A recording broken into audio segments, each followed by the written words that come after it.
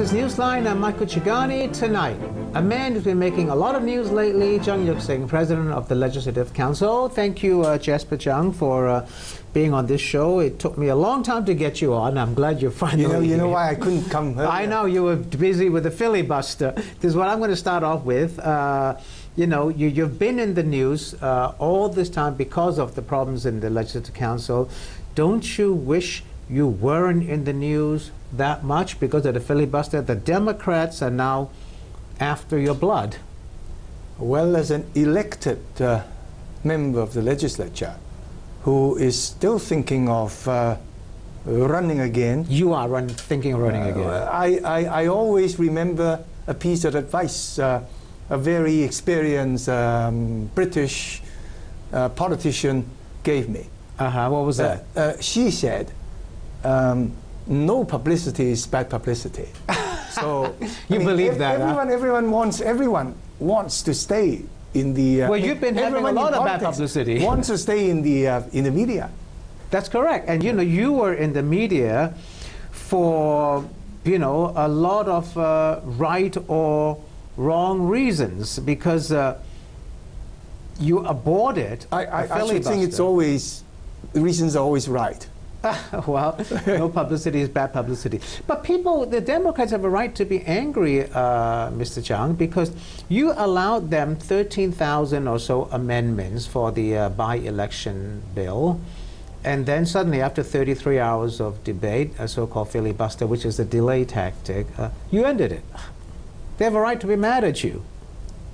They have a reason to be very glad with that. Why? When you talk about the Democrats, remember, only 2 of them took part, or 3. That's including the others were there in spirit. Yes, well, the others did not appear at all. And that was tacit support. No, they were under a lot of pressure to come and join the filibustering.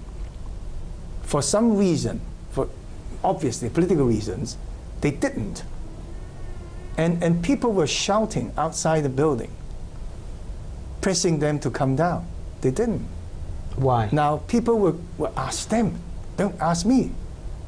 So I think there was some sense in commentaries that pointed out everybody was glad that it was over, including the members who because they weren't getting any sleep. Who put forward the 1,300 amendments. And Albert Chan. Well, they were having a hard time, because they had to keep talking and talking. Well, Albert Chan took some time off the filibustering to come here a few weeks ago. But you must feel like a ping pong ball as president of the Legislative Council, because on the one side you've got the Democrats who were saying... They said they were angry with me because I cut the filibustering. Right. On the other hand, the pro-government side, right? They were criticizing you for allowing it. Yes. So you must feel like a ping pong ball. They were mad with me because I allowed the 1,300 amendments, right? Now, there's another very clever politician. Gave you advice? Who, while in Hong Kong, said, when you hear very strong protests from both sides, both extremes, you know you're doing the right thing. And you feel you're doing the right thing. And you know who said this? This was Chris Patten, right? Oh, Chris, okay, our former governor. When you're criticized by the extremists from one side and also the extremists from the other side, you know you're doing the right thing. Because you take it. But the reality is this, Michael. This is a very controversial bill. One half of the House, one half of the legislature want very much to see the bill pass. The other half want to stop it. There's the bill that says if you quit as a member and then you cannot run again for 6 months. Right. So it is a very simple bill, but very controversial. We all know that, right? So do you support the bill? Do you think that's the right thing to do, or is it undemocratic, as people say? No, it is not for me to say whether I support it or not. You have a personal view. When I allowed the amendments, it did not mean that I supported the amendments. I know, but I'm Because- asking you because whether you support this bill, whether we should have this bill in Hong Kong. I should not say anything on that Why? because I'm the president. I have to remain neutral. So whether the bill gets passed or not, it is for the government, for the pro-government members and the other side to decide. It is not for me. People say you're too soft on the radicals, like long hair and so on. As president, you allow them a lot of rope. Okay. Now you're saying I'm too soft. Others are saying So that you're not soft enough. I'm too harsh. Are you too soft Others on are the saying that I'm radicals? too harsh. You have right? sympathy for them, No, don't I'm doing what I believe is proper and fair. The rules are there. If they want to make use of the rules to achieve their own political objectives, and if the rules allow them to do so, I must allow them to do so. If they try to break the rules, then I have to stop You them. stop them. It's as simple as that. Are you fed up being the president of the Legislative Council because of all these problems you've been Well, having? I guess many of my colleagues are fed up with me being the president. Are you fed up yourself with that job? I chose to step into the shoes of Rita Fan. Right. I chose it, and I mean, it is not for me. Tell me, in September there will be Legislative Council elections again. That was a question, in fact. Are you going to run for a directly elected seat and then compete to put your membership forward as president of the Legislative Council First of all, again? I intend to run. Now, we have very, let's say, very strict laws on elections. Laws sometimes seen by people as being rather ridiculous. So we have to be very, very, very careful when we declare in public our intention to run. But you right? said you intend to run. It brings very absurd consequences. It can. So I have to be careful.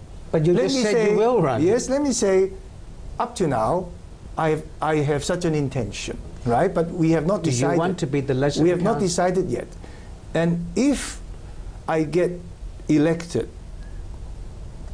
again as a member of the legislature, then I believe it is only proper for me to try and stand for re-election to the post of president, But because I have been president for one term, and I think, well, if there are others who would like to compete with me, then I'll let the members decide, of course. But then the thing is, Mr. Chung, the Democrats are now wanting to have a vote of no confidence in you. You needed their votes to become the president last time. Not at all. You No, didn't need their votes. None of them Voted for you. me. Well, I went to see them. I appealed to them all the same. I listened to their criticisms, what they expected of me. But then everybody was very frank, especially Wong Yuk-man, Raymond Wong. He was very frank. You say he wasn't going to give you his vote. Whatever you say, whatever we ask you, whatever you say, no matter how well you answer our questions, we are not going to give you one single vote. That was last time. And sure enough, none of them voted for The me. pro-establishment camp voted for you. Oh, yes. Can you get voted back in again with the pro-establishment camp votes? I don't know. It depends on the result. How many votes do you need? 30? No, the majority. You need a majority vote. No, because it is going to be 70 seats. 70 in seats so you need, next time. you So need I need over 35. 35. Right. You think you can get that? I don't know. Well, because I don't know the result of the September elections yet. If the result of the September election is such that the Pan-Democrats command majority of the legislature, then obviously they will elect one among themselves. You know, the last time you were sitting here, I asked you whether you wanted to be the chief executive. You said no.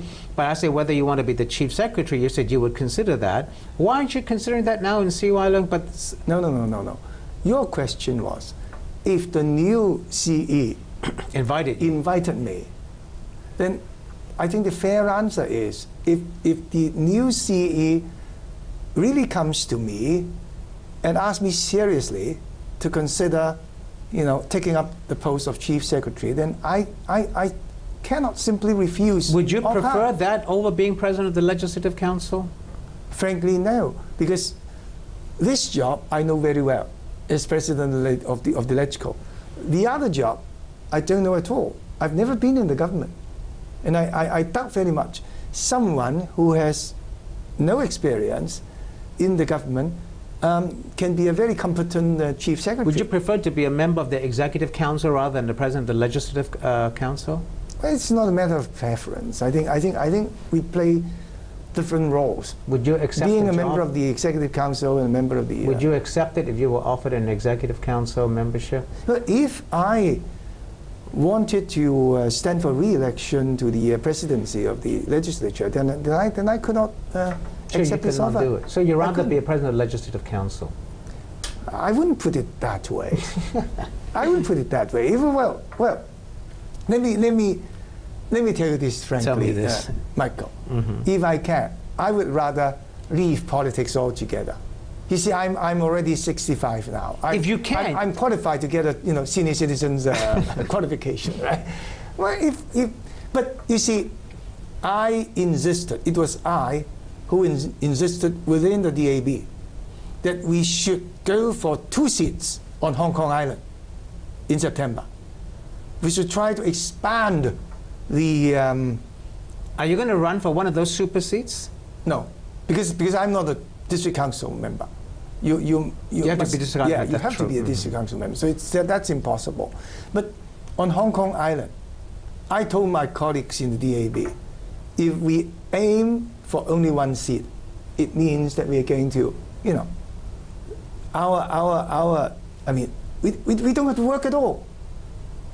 That means we are not going to grow any more on Hong Kong Island. And that would be a very serious mistake. So you need at least 2 directly elected seats. No, we may not win the seats, but we must have a goal for it. We must tell Hong Kong people, look, we want to get more support from Hong Kong people. The DAB wants more support. Okay. So we have to go for 2 seats. Let's take a break first. See you soon. Don't go away.